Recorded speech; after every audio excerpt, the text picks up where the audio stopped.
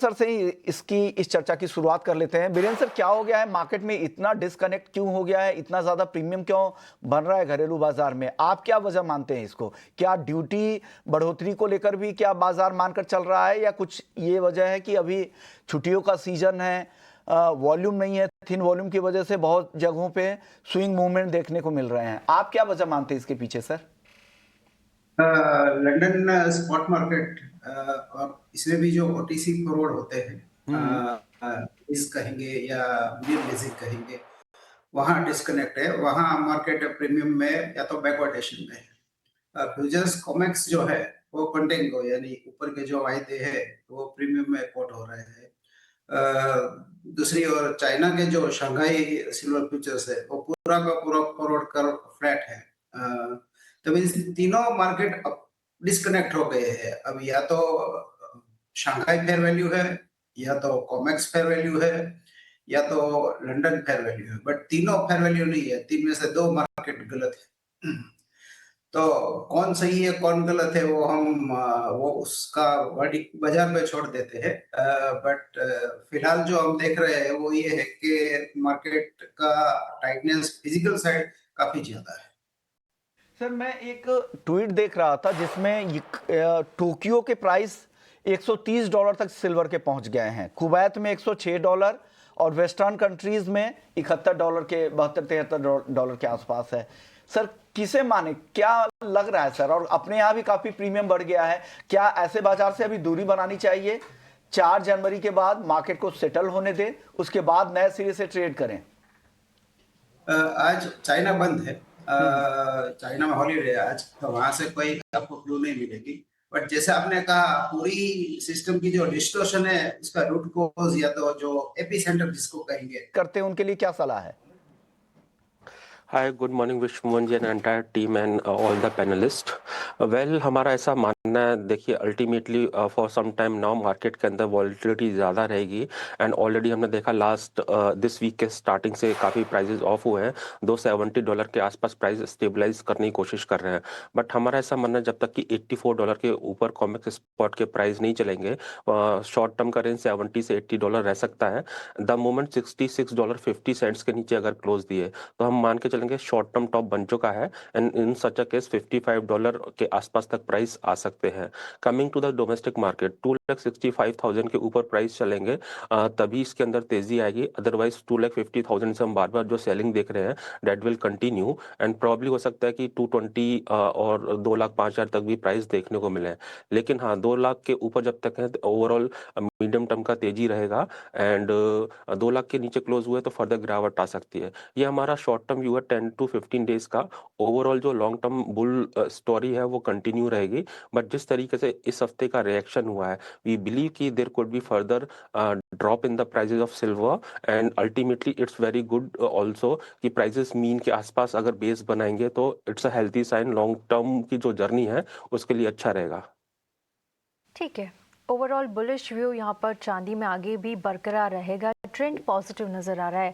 अंकित जी, मैं आपके पास आना चाहूँगी। आप इस वक्त किस तरह से चांदी की चाल को देख रहे हैं? 5,000 रुपये से ज़्यादा का उछाल है, MCX पर बढ़िया तेज़ी के साथ कारोबार कर रहा है, करीब 3% की तेज़ी फिलहाल चांदी में नज़र आ रही है।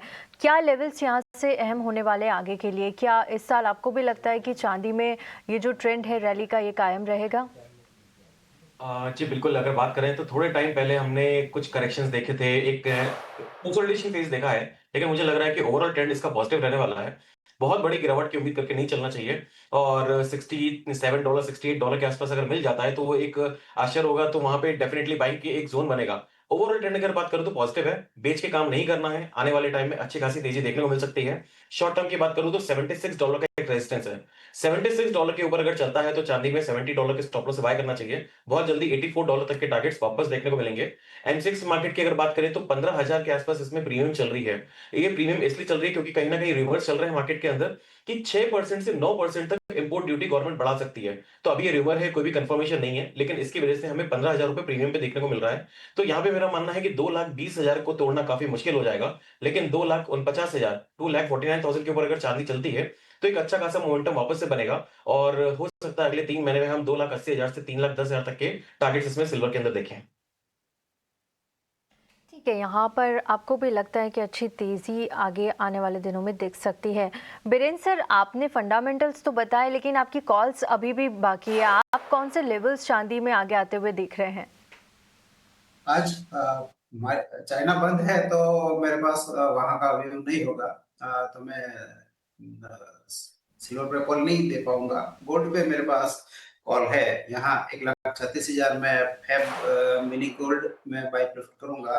137,500 का टारगेट रहेगा। स्टॉप लॉस 34,800 का रहेगा। ओके, तो गोल्ड पे आपको लग रहा है कि गोल्ड में यहाँ पे ट्रेड करना चाहिए, वो भी मिनी कॉन्ट्रैक्ट के साथ जाए, 1,36,000 के लेवल पे बाई करे। टारगेट है 1,37,500 का। अंकित जी, आपकी राय क्या है गोल्ड पर?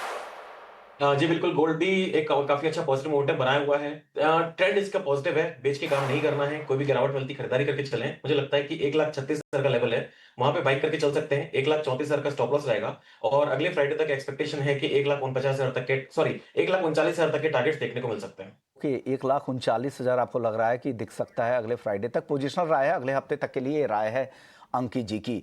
आप बताइए तरुण जी, आप क्या क्या लेवल देख रहे हैं गोल्ड में और किस साइड ट्रेड में रहना चाहिए गोल्ड में?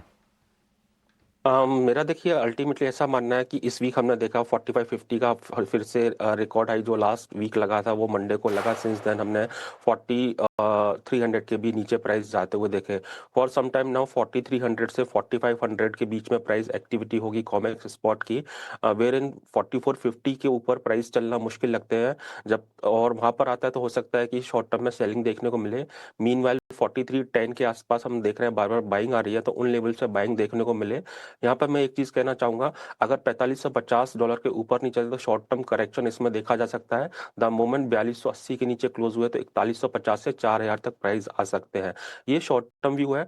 अगेन मैं लॉन्ग टर्म की बात करूं तो मुझे लगता है कि this year gold could cross $5,000। Even silver भी, जैसा कि हमने लास्ट टाइम बात किया था, 120 से $125 आ सकती है। बट मेरे को शॉर्ट टर्म में ऐसा लगता है साइडवेज रहेगा मार्केट एंड हायर रेंजेस पर अट्रैक्ट नहीं कर पाएगा जब तक कि जो अभी रिसेंट रिकॉर्ड हाई बने हैं वो ब्रेक नहीं होते। बोथ साइड का मूवमेंट खेलना बेटर रहेगा और नीचे के लेवल अगर हाई नहीं कटता है तो नीचे के लो बने इस वीक के वो कटने के ऑड्स बहुत स्ट्रांग हो जाते हैं। मे बी प्रॉफिट बुकिंग आएगी, और आएगी तो वो अच्छा साइन है, क्योंकि इन्वेस्टर जो मिस कर चुके हैं रैली को, they will get a better price to enter for long term.